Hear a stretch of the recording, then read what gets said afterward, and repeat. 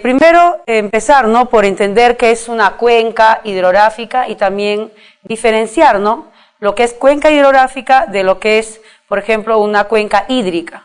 Una cuenca hídrica principalmente se refiere al recurso agua, que puede ser ríos, lagos, precipitaciones, relacionado a todo eso, incluso agua subterránea.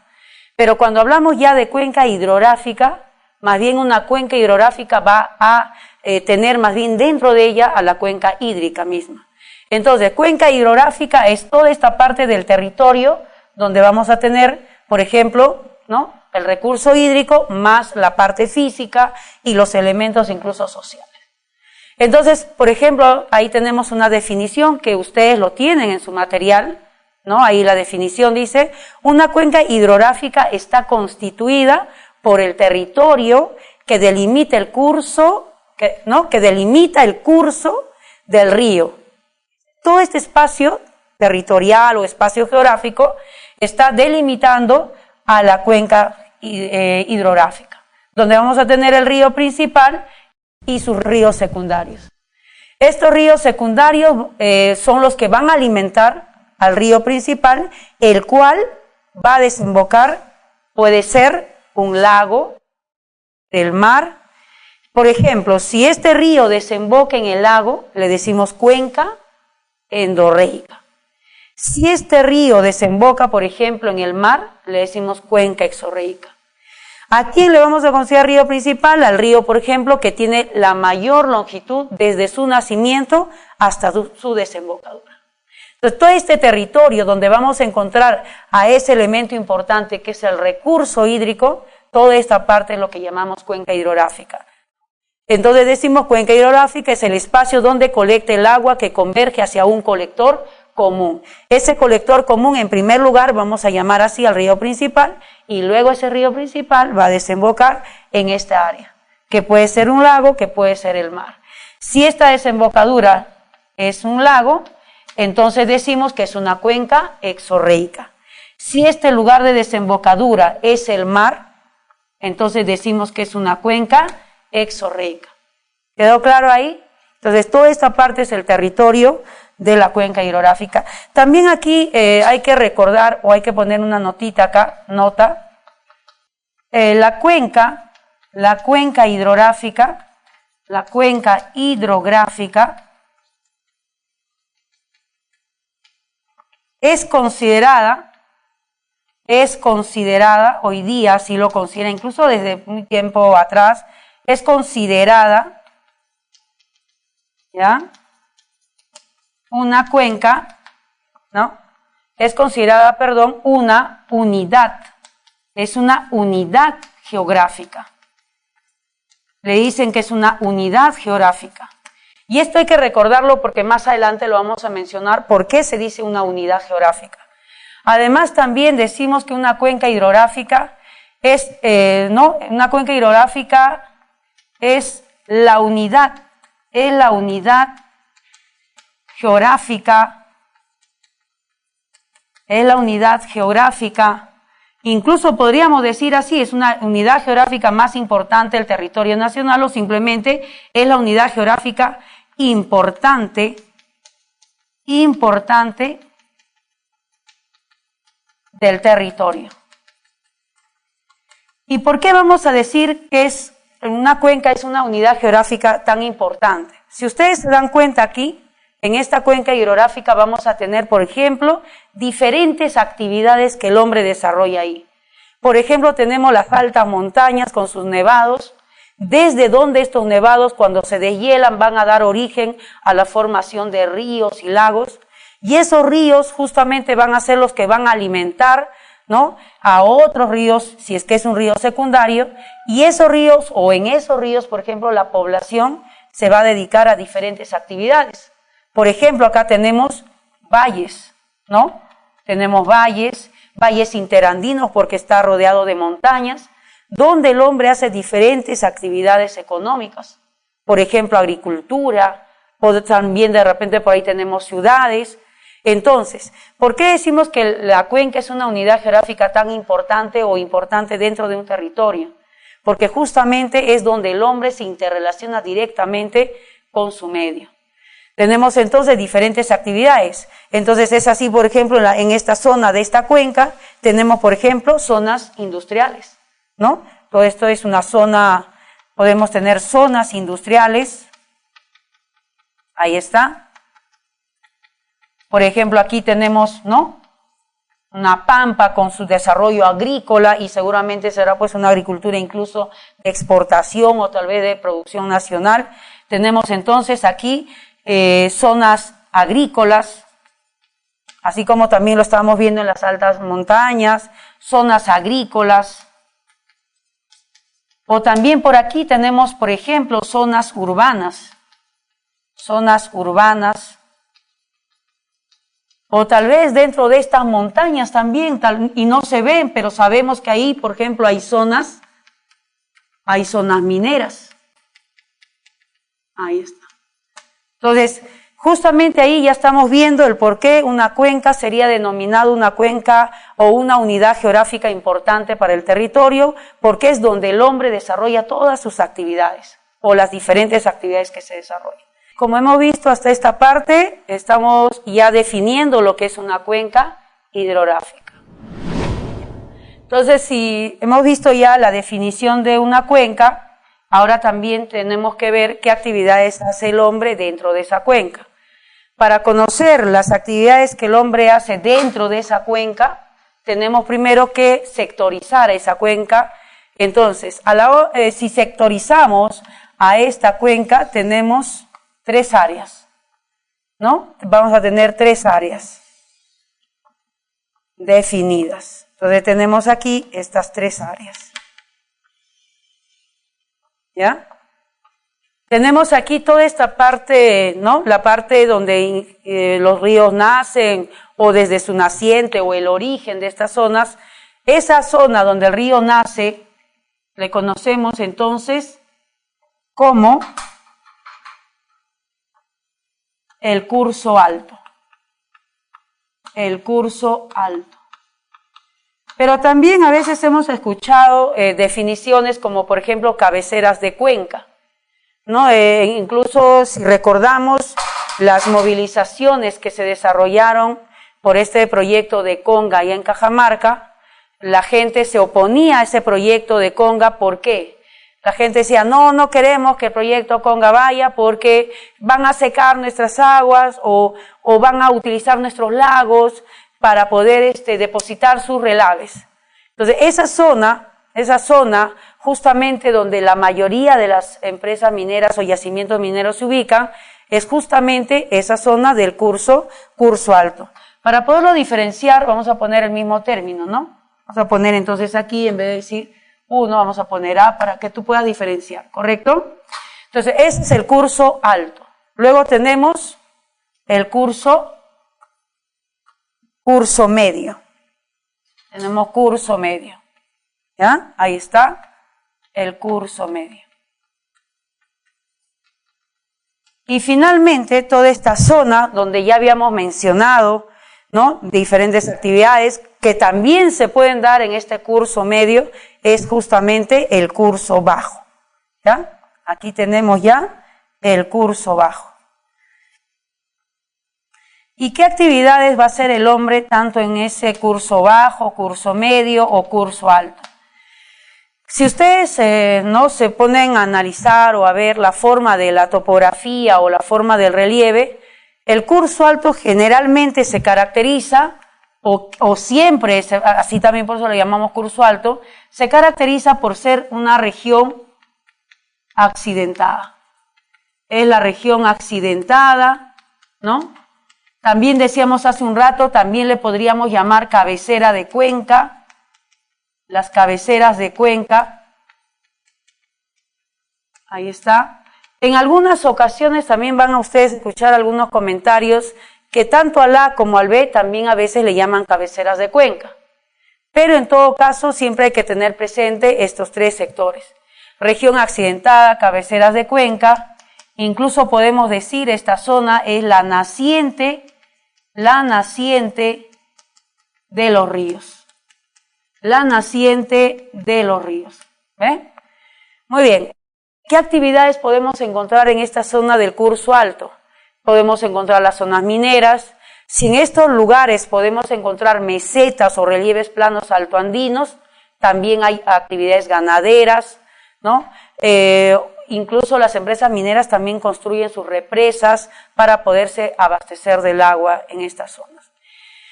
Por ejemplo, podríamos ahí decir qué impactos está sufriendo el curso alto, qué impactos está sufriendo. Por ejemplo, el calentamiento global estaría generando el deshielo de estos nevados o glaciares que tenemos nosotros en nuestro país. Y como ustedes ya saben, en examen de admisión en la UNI o en San Marcos ya han preguntado sobre esas consecuencias. Entonces ahí tenemos en el curso alto la naciente de los ríos. Por ser accidentado y por el tipo de clima que presenta, casi la agricultura es muy limitada. Por ahí tal vez en algunas mesetas como la meseta de Bombón, en Junín, o la meseta del Collao, o allá por el Cusco también, hay producción agrícola, pero principalmente de cereales o la maca, por ejemplo. Eso exclusivamente. Pero ya agricultura más limitada. En cambio, en el curso medio y el curso bajo, ya las actividades ahí se van incrementando. Generalmente decimos que el curso bajo son las regiones más pobladas, ¿no? De mayores actividades, pero eso también hay que tener presente lo siguiente. Si esta cuenca perteneciera a la cuenca de la vertiente del Atlántico, es decir, para el Amazonas, ahí podríamos separarlo en 3 sectores, pero este sector del curso bajo ya no sería una zona altamente poblada. Por ejemplo, si este fuera el río Amazonas, todas estas zonas estarían generalmente, las grandes extensiones están cubiertas de pantanos o tahuampas. Entonces, en la parte oriental del territorio peruano, el curso bajo no tiene tanta población, ¿no? Entonces decimos, más bien el curso bajo del lado oriental están despoblados y están más bien cubiertos de grandes tahuampas o pantanos. Y más bien el curso medio sería la zona más poblada, que estaríamos hablando, por ejemplo, de la selva alta, el valle de Chanchamayo, el valle del Guayaga, el valle de, ¿no?, allá por el Cusco de la Convención, etcétera.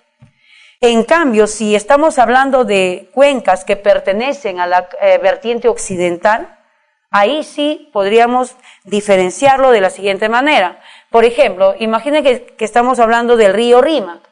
Estaríamos hablando de las nacientes, por ahí el nevado de Ticlio y otros más como el nevado de Meix, ¿no? Entonces, desde esas zonas vamos a tener la naciente del río Rímac. Ese río Rímac se desplaza por toda esta parte del territorio y, por ejemplo, esta zona podríamos hacer referencia, por ejemplo, a la zona de Matucana, a la zona de Chosica, y esta parte ya sería la cuenca, el curso bajo, que podría estar abarcando lo que es Lima, incluso toda esta zona del Callao. Y ahí sí podríamos decir que el curso bajo es la zona altamente poblada, donde vamos a encontrar, por ejemplo, ciudades, zonas agrícolas en algunos lugares o zonas industriales. Entonces ahí hay que también tener esa referencia. Si en un examen uno no lo puede hacer todo tan dogmáticamente, sino también hay que tener presente eso para quien te están preguntando. Pero en forma general decimos eso, ¿no? Curso alto accidentado, curso medio, todavía se mantiene, ¿no? Todavía es una región accidentada también. Es una región accidentada, ¿no? Ahí, por ejemplo, ya los ríos presentan mayor caudal. ¿Por qué los ríos presentan mayor caudal aquí? Porque ya en el curso medio vamos a encontrar un poco más ya de precipitaciones. Hay mayor cantidad de afluentes. Entonces ya los ríos van teniendo mayor caudal. Entonces esa es la región del curso medio. En esta zona vamos a encontrar también una alta erosión, ¿no? Una alta erosión o desgaste de la superficie, en este caso de esta área geográfica. En el curso medio también hay una alta erosión, con la diferencia que en el curso medio ya ahí hay mayores precipitaciones, incluso las actividades humanas pueden estar generando, por ejemplo, acá hay agricultura, podríamos estar pensando que son andenes, o podríamos estar en la selva alta, por ejemplo, ese es un problema. La población para hacer agricultura en las laderas de la vertiente oriental tiene que talar los bosques, lo que hace o genera mayor erosión producto de las altas precipitaciones. Entonces ahí la alta erosión se debe también a la mayor presencia ya también de las actividades humanas y las fuertes precipitaciones. Y por producto de ello también aquí podríamos encontrar, por ejemplo, los pongos, si es que hablamos para la vertiente oriental, o podríamos hablar de los cañones, si hablamos para la vertiente occidental. Y en esos cañones y pongos, por ejemplo, el hombre, ¿qué puede hacer? Justamente ahí podemos decir que el hombre puede construir, por ejemplo, centrales hidroeléctricas. Y si ustedes se dan cuenta aquí, tenemos en este caso un pongo o un cañón, ¿correcto? Entonces le decimos pongo cuando este relieve tiene menos profundidad, ¿no? Y ha sido formado por los ríos amazónicos, o le decimos cañón cuando tiene mayor profundidad y generalmente formado por ríos occidentales o de la vertiente del Pacífico. Muy bien, y si ya estamos en el curso bajo se caracteriza ya por ser una región llana, en la región llana, ¿correcto? En esta región llana vamos a tener entonces, por ejemplo, si esta zona del curso medio y alto son zonas de erosión, ¿cómo serían estas zonas del curso bajo? Estas zonas del curso bajo ya serían zonas, más bien, sería una zona de sedimentación, ¿correcto? Sedimentación, o también podemos comprender la palabra sedimentación como acumulación de los materiales en estas llanuras. ¿Por qué esta zona es zona de sedimentación? Porque justamente su relieve es llano, su topografía es llana, entonces ahí los ríos ya se mueven con mayor lentitud, ¿no? Con menor velocidad, con menos torrencialidad, si quieren llamarle así. Entonces, ¿qué es lo que sucede? Ya los ríos empiezan a depositar su material. Y es por eso también que ahí podemos encontrar relieves ricos relieves ricos para la agricultura o alta fertilidad. Entonces, esta zona de sedimentación o curso bajo, dependiendo, como decíamos hace un rato, podían ser zonas, urbanas, zonas agrícolas o zonas industriales, generalmente, pero también en la vertiente oriental, zonas también pantanosas. En el curso bajo ya aquí los ríos presentan aquí, por su llanura, presentan, por ejemplo, meandros, ¿no? Meandros. En esta zona ya también podemos decir, por su llanura, los ríos son navegables. Entonces, como estamos viendo, ¿no? Dependiendo de la topografía del terreno, ¿no? El hombre va a realizar diferentes actividades, tanto en el curso alto, curso medio y curso bajo. Ya por ejemplo, en el examen de admisión en la UNI ha venido, por ejemplo, la pregunta sobre en qué sector afectaría más, por ejemplo, las actividades mineras. Estamos hablando del curso alto, por ejemplo, ¿no? ¿En qué sector, por ejemplo, se podría dar la presencia de huaicos? En el curso medio, por su topografía, mayor precipitación. ¿En qué zona se dan problemas de inundaciones que podrían afectar a la población en las grandes precipitaciones? En el curso bajo. El otro punto también que vamos a tratar aquí dentro de una cuenca ya son los elementos, ¿no? ¿Cuáles son los elementos? Como habíamos visto en el primer punto, decíamos que una cuenca es una unidad, ¿no? ¿Y por qué decíamos que era una unidad? Justamente porque aquí vamos a encontrar tanto los elementos físicos como sociales y hasta biológicos que se interrelacionan. Entonces, considerando ese punto, considerando a la cuenca como una unidad, ¿no? Como un sistema, de ahí viene el concepto de sistema. ¿Qué es un sistema? Es una interrelación de diferentes elementos. Entonces, considerando ese punto, ¿no? Como una unidad, tenemos como un primer elemento, entonces los elementos físicos. ¿Quiénes son esos elementos físicos? Entonces tenemos, por ejemplo, ahí, ¿no? Las montañas, que son Se podría decir que son los límites entre una cuenca y otra, ¿no? ¿Qué es lo que limita, por ejemplo, a la cuenca del río Rímac, de la cuenca del río Chillón o la cuenca del río Lurín? ¿Qué es lo que los va a limitar? Justamente las montañas. Pero no le vamos a llamar así montañas, pues, ¿no? Entonces ahí ya viene otra denominación, le dicen divisorias de agua. Esas divisorias de agua, entonces, como primer elemento, ponemos aquí las divisorias de agua. Entonces podemos decir que las divisorias de agua son la parte alta de las cuencas desde donde los ríos van a desplazarse, ¿no? A través de estas vertientes y llegar pues a un río principal, o tal vez el mismo río principal se está desplazando por ahí. Esa es la divisoria de agua, ¿no? Las montañas desde donde los ríos se van a ir desplazando hacia las zonas de colectores comunes.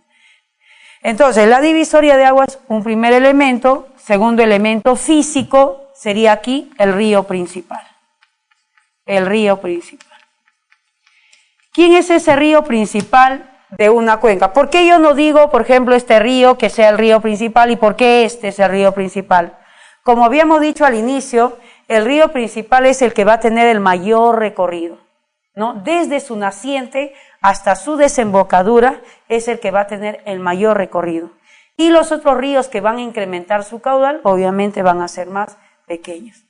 Por ejemplo, en la década del 80, la institución que en ese entonces se llamaba ONER, hoy día ya no existe, ¿no? Hoy día, luego pasó a ser INRENA y hoy día ya se desintegró y hoy día hablamos ya del Ministerio de Agricultura, el Ministerio del Ambiente. Dentro del Ministerio de Agricultura tenemos, por ejemplo, el ANA. El ANA es la Autoridad Nacional del Agua, el cual está constantemente vigilante ante el uso adecuado del recurso hídrico. En la década del 80, la ONER va a hacer una clasificación de las cuencas, por ejemplo, ¿no? En la vertiente del Pacífico mencionó 53 cuencas, en la vertiente del Atlántico alrededor de más de 100 cuencas, en realidad 147, y luego tenemos en el Titicaca otra cantidad de cuencas, alrededor de 8 a 9 cuencas. Entonces, pero hoy día ya no decimos cuenca esto, no, cuenca es todo esto, donde vamos a encontrar a un río principal y sus ríos secundarios.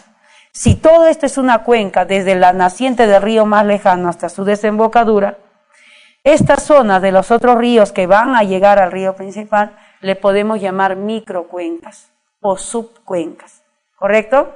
Entonces aquí tenemos un río principal. ¿Quién es ese río principal? Retomando entonces el punto ¿no? del río principal. ¿Quién es ese río principal? Es el que tiene el mayor recorrido hasta su desembocadura, es el que va a tener mayor recorrido. Segundo, a veces también confundimos, ¿no? Por ejemplo, yo podría decir, ¿cuántos ríos principales tiene esta cuenca? Entonces, esta cuenca solo va a tener un río principal. Es decir, el río principal es único. Es único.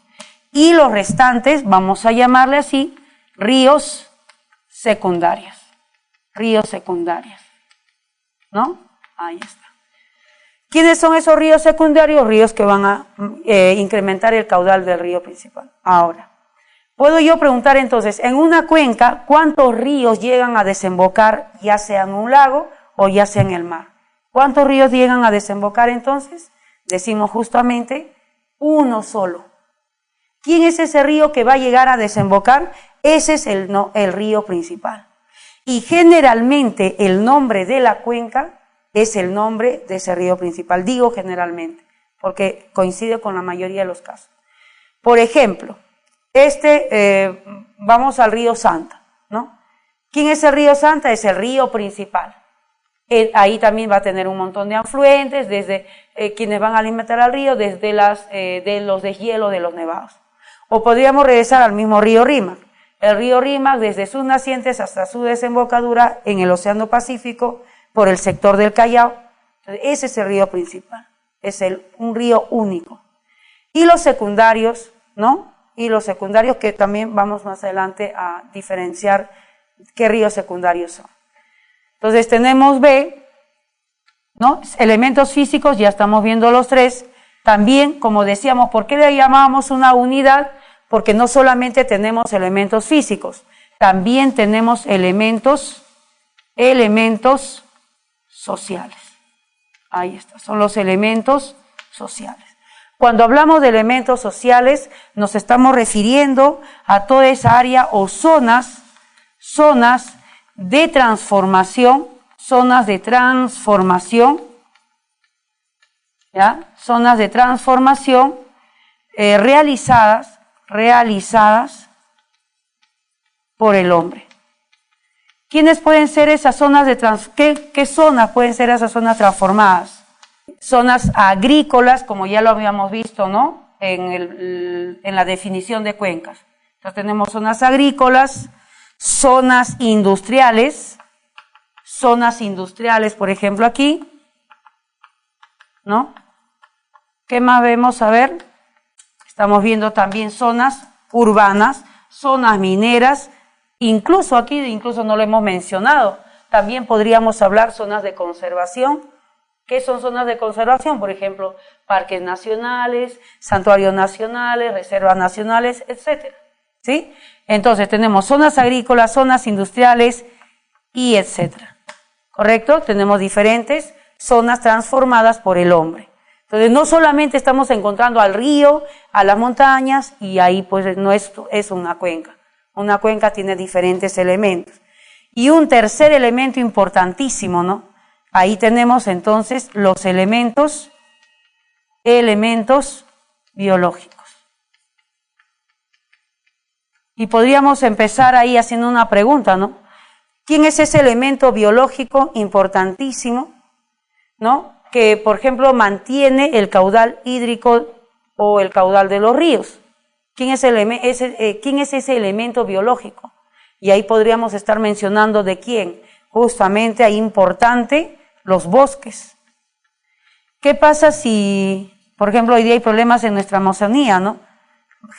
Pueblos nativos que se oponen a los proyectos de concesión amazónica de nuestros bosques o de los bosques peruanos. Entonces, ¿por qué se oponen? Ya muchos ambientalistas lo plantean hoy día, ¿no? Los bosques con sus raíces lo que hacen es retener el recurso agua en el suelo o en el subsuelo, lo que en las épocas de sequía van a ser desfogadas hacia el río, manteniendo, por ejemplo, el caudal. Entonces, la deforestación también es un problema específicamente para el recurso hídrico. Ahí tenemos elementos biológicos que son los bosques.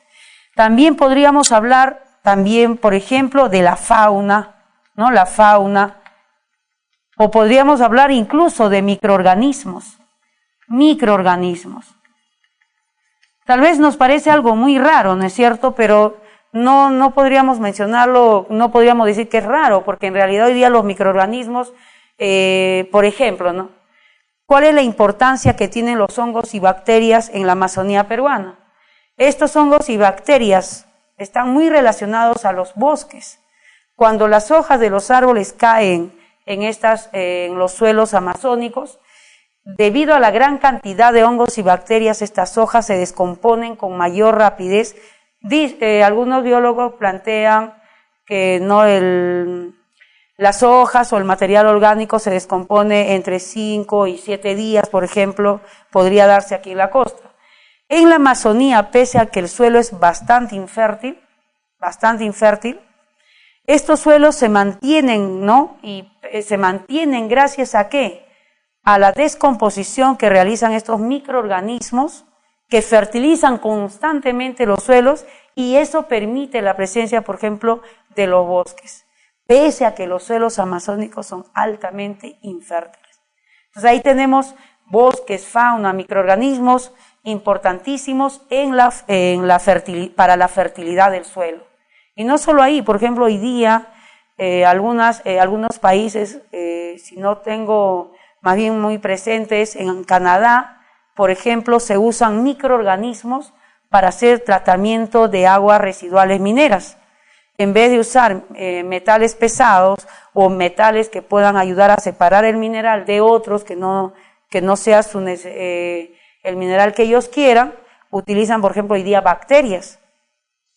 A ese tipo de lavado de minerales se conocen como los biolixiviados, y ahí se utilizan los microorganismos. Un punto más aquí a tratar sería las características de los ríos, y hay que hacerlo porque cuando van a tocar el tema de ríos del Pacífico, Amazonas, ahí van a haber términos que a veces se complican un poquito. Por lo menos tratar de recordar, por ejemplo, ¿no? Cuando hablamos del río principal, como ya lo hemos mencionado, ¿quién es el río principal? Podemos decir que es el principal colector, ¿no? Que va a recoger el agua de toda la cuenca y lo va a llevar hasta la desembocadura. Ese es el río principal. ¿Cuántos ríos son? Uno solo. Luego podemos hablar de los ríos secundarios. ¿Quiénes son esos ríos secundarios? ¿No? Los ríos secundarios. Entonces podemos hablar de los ríos secundarios, ahí podríamos mencionar, por ejemplo, ¿no? Podríamos hablar de los afluentes. Los afluentes.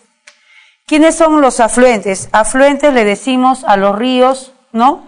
Que llevan agua al río principal, ¿no? Incrementando el caudal. Entonces, afluentes le decimos los que incrementan el caudal del río principal. O comúnmente decimos también que es el río que lleva agua al río principal. También otro río, dentro de los ríos secundarios podemos mencionar a los efluentes. Efluentes le decimos a todo aquel río que más bien saca agua del río principal para llevárselo a otra cuenca. Entonces decimos efluentes es el que disminuye el caudal del río principal. ¿Y por qué disminuye el caudal del río principal? Porque lo va a sacar de ahí para llevárselo a otra cuenca. Entonces ahí ya tenemos afluentes y efluentes, ¿ya? Pero también hay algunos términos que se pueden usar para la palabra afluentes, también puedes decir tributario.